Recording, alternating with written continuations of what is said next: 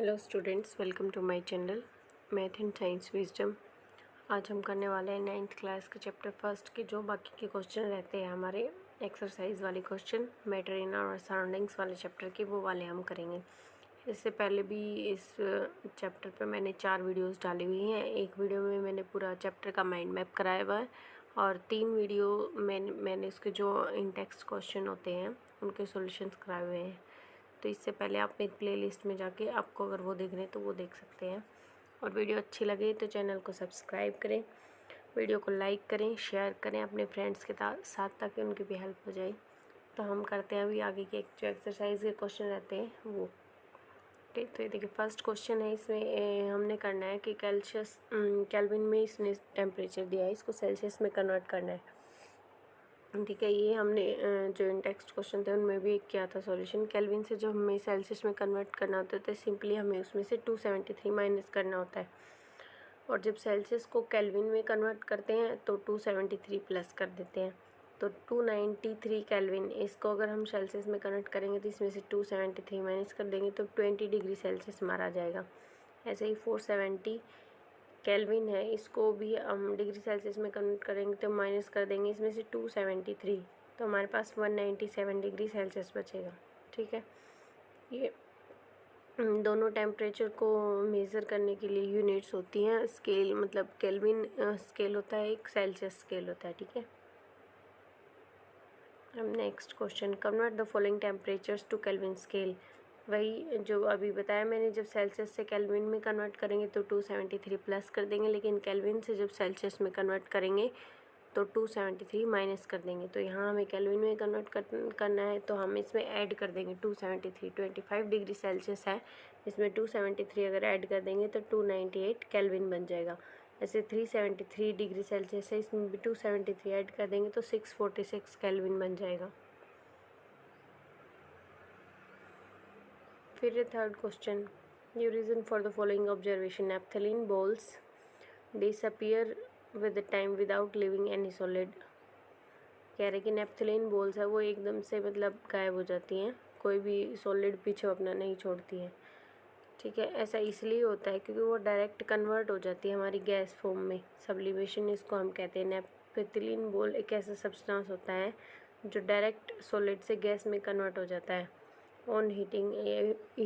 इतनी कम हीट उसको चाहिए होती है, वो ऐसे इन्वायरमेंट से भी हीट वो ले सकता है। ठीक है, naphthalene balls disappear with time as they sublime due to heat of surrounding से वो हीट लेके और वो सब्लिमेट हो जाती है। ठीक है, सब्लिमेट मतलब सॉलिड से डायरेक्ट गैस में कन्वर्ट हो जाती है। उसकी खुशबू आती है नैप्थलीन बॉल्स की, और नैप्थलीन बॉल धीरे धीरे हमारी ख़त्म हो जाती है। सेकेंड है, we can get the smell of perfume sitting several metres away. बहुत दूर से भी हमें परफ्यूम की स्मेल आ जाती है। हमने जो भी टेक्स्ट के इन टेक्स्ट क्वेश्चन कर रहे थे उनमें भी एक ऐसा था कि जो गर्म खाना है उसकी खुशबू आती है, ठंडे की नहीं आती है। सेम ये परफ्यूम की स्मेल जो है हमें बहुत दूर से आ जाती है, क्योंकि उसके जो पार्टिकल्स होते हैं वो ऐसे ही कॉन्टीन्यूसली रैंडम हमारे मूवमेंट करते रहते हैं इन्वायरमेंट में, तो डिफ्यूज़न उनका होता रहता है हमारी एयर में, और जिसकी वजह से वो हमें बहुत दूर तक भी हमें परफ्यूम की खुशबू आ जाती है। ठीक है, डिफ्यूज़न क्या होता है कि एयर के जो पार्टिकल्स है ना उनके अंदर परफ्यूम की स्मेल के पार्टिकल, क्योंकि एयर के जो पार्टिकल्स हैं उनके बीच में जगह होती है, बहुत ही इंटरमोलिकुलर स्पेसिंग बहुत ज़्यादा होती है उनके ना, और क्या है उनकी इंटरमोलिकुलर अट्रैक्शन बहुत कम होता है, तो उनके बीच में स्पेस होता है, आसानी से उसके अंदर और पार्टिकल्स आ सकते हैं, इतना स्पेस उनके बीच में होता है। तो जो परफ्यूम के पार्टिकल्स हैं ये उसके एयर के पार्टिकल्स के बीच में डिफ्यूज़ कर जाते हैं, मतलब उनके बीच में अपनी जगह बना लेते हैं। इसको डिफ्यूजन कहते हैं। डिफ्यूजन की प्रोसेस की वजह से हमें दूर तक परफ्यूम की स्मेल आ जाती है। फिर है next, arrange the following substances in increasing order of force of attraction between particles. ठीक है, हमें इस ऑर्डर में अरेंज करना है इनको किसके फोर्स ऑफ अट्रैक्शन की। ठीक है, इंक्रीजिंग ऑर्डर में। तो देखिए हमें पता है कि स्ट्रॉन्गेस्ट इंटरमोलिकुलर फोर्स किस में होता है, सॉलिड में होता है। उसके बाद लिक्विड में होता है, और सबसे कम अट्रैक्शन फोर्स हमारे पास गैसेज में होता है। ठीक है, तो इसमें से गैस फॉर्म में क्या है ऑक्सीजन, लिक्विड फॉर्म में क्या है वाटर, और सॉलिड फॉर्म में क्या है शुगर। तो शुगर के जो पार्टिकल्स हैं उनके बीच में स्ट्रॉन्गेस्ट अट्रैक्शन फोर्स होगा, और उससे कम होगा हमारे पास वाटर के मॉलिक्यूल्स में, और उससे भी कम होगा ऑक्सीजन के मॉलिक्यूल्स में। ठीक है, तो इंक्रीजिंग ऑर्डर हो जाएगा, सबसे कम ऑक्सीजन, देन उससे ज़्यादा वाटर, और उससे ज़्यादा sugar. What is the physical state of water. अब ये ऐसे वाला क्वेश्चन हमने इन टेक्स्ट क्वेश्चन में भी करा था, ठीक है ना। तो इसमें हमने बताना है कि 25 डिग्री सेल्सियस पे, 0 डिग्री सेल्सियस पे और 100 डिग्री सेल्सियस पे हमारे पास वाटर किस स्टेट में प्रेजेंट होता है। ठीक है, 0 डिग्री सेल्सियस पे क्या होता है कि पानी हमारा कन्वर्ट होना स्टार्ट हो जाता है सॉलिड फॉर्म में, ठीक है ना, लिक्विड से सॉलिड फॉर्म में, तो ये भी हमारे पास ट्रांजिशन स्टेट होती है। और 100 डिग्री सेल्सियस पे क्या होता है, वो बॉयल होना स्टार्ट हो जाता है, वो लिक्विड से गैस स्टेट में कन्वर्ट होना स्टार्ट हो जाता है, वो भी हमारे पास ट्रांजिशन स्टेट होती है।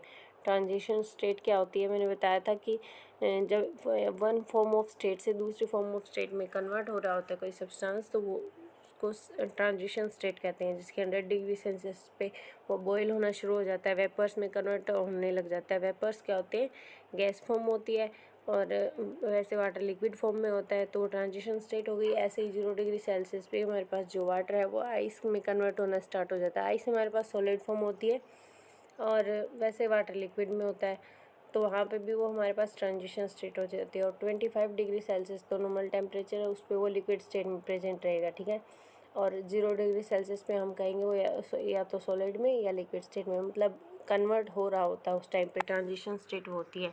100 डिग्री सेल्सियस पे भी ऐसे ही लिक्विड और गैसियस स्टेट, वो भी हमारे पास ट्रांजिशन स्टेट होती है। अब नेक्स्ट क्वेश्चन है, हमने बताना है कि वाटर जो वो रूम टेम्परेचर पे लिक्विड होता है, और क्यों होता है, और जो आयरन अलमीरा होती है वो रूम टेम्परेचर पे सॉलिड होती है। तो इनके लिए हमने रीजन देने हैं जस्टिफाई करने के लिए। ठीक है, तो देखो हमें बताया लिक्विड रूम टेम्परेचर पे क्या होता है, वाटर हमारा रूम टेम्परेचर पे क्या होता है, लिक्विड होता है, क्योंकि हमें लिक्विड पता है कि उसको लिक्विड हम किसको कहेंगे, जिसके अंदर लिक्विड की ये होंगी, लिक्विड की प्रॉपर्टीज़ जिसके अंदर होंगी वही उसी को तो लिक्विड बोलेंगे। तो जब रूम टेम्परेचर पे उसके अंदर क्या होता है, टेंडेंसी टू फ्लो, वो फ्लो कर सकता है, और जिस भी कंटेनर में हम उसको डालते हैं उसकी शेप वो ले लेता है ना, उसके पास फिक्स वॉल्यूम नहीं होता है ना, मतलब वॉल्यूम फिक्स होता है उसका, उसकी शेप फिक्स नहीं होती है।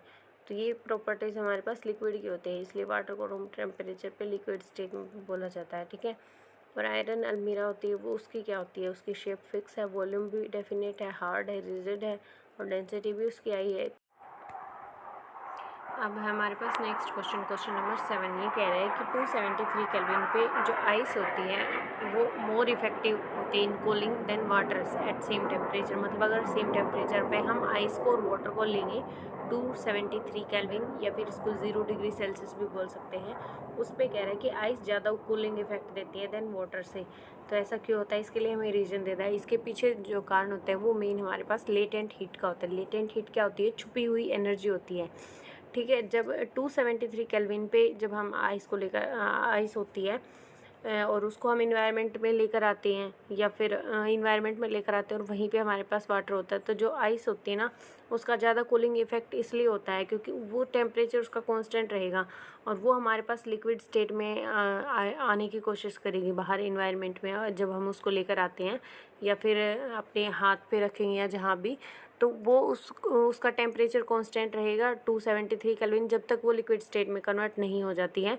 और वो लिक्विड स्टेट में कन्वर्ट होने के लिए उसको कुछ न कुछ हीट उसको चाहिए होगी, है ना, उसको हीट मिलेगी तभी तो वो लिक्विड स्टेट में कन्वर्ट हो पाएगी अपने उस सॉलिड स्टेट से। और वो हीट वो कहाँ से लेती है, वो हीट वो इन्वायरमेंट से लेती है। ठीक है, और वो हीट लेटेंट हीट के रूप में वो एब्जॉर्ब करती है इन्वायरमेंट से, और इन्वायरमेंट से उसने हीट एब्जॉर्ब की, मतलब कि इन्वायरमेंट ठंडा हो गया, मतलब अगर आपने उसको हाथ पे रखा है तो वो आपके हाथ में से वो हीट एनर्जी लेगी लिक्विड स्टेट में कन्वर्ट होने के लिए, तो ज़्यादा कूलिंग इफेक्ट होगा। जबकि वाटर क्या है, वाटर अपना उसकी स्टेबल स्टेट में है वो, तो उस उतने पे वो वाटर जहाँ उतना कूलिंग इफेक्ट नहीं देगा जितना कि आइस हमारे पास देती है, क्योंकि आइस जो है लेटेंट हीट इन्वायरमेंट से एब्जॉर्ब करती है। जो भी चीज़ इन्वायरमेंट से हीट एब्जॉर्ब करेगी उससे कूलिंग होती है, ठीक है। और जो एब्जॉर्ब नहीं करेगी मतलब सेम उसका कोई इफेक्ट नहीं पड़ेगा।